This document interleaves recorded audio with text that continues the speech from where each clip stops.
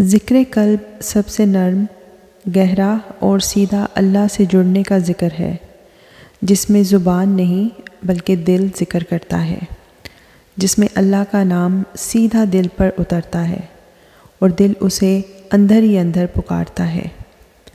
تو اس کا اصل مطلب ہے کہ دل کا اللہ کا نام لینا بنا زبان کے، روح کا اللہ کو پکارنا چپ چاپ اندر سے۔ جب ہم اپنی آنکھیں بند کر کے دل کی طرف توجہ دیتے ہیں اور آہستہ آہستہ اندر ہی اندر دل میں اللہ اللہ کا ذکر کرتے ہیں اور یہ آواز دل کے اندر ہلکی ہلکی گونجتی ہے، یہی ذکر قلب ہے۔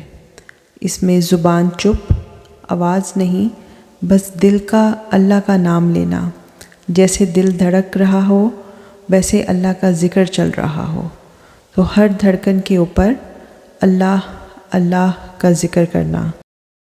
ذکر قلب کا اثر کیا ہوتا ہے؟ یعنی جب ہم ذکر قلب کرتے ہیں تو اس سے ہم پر کیا اثر ہوتا ہے؟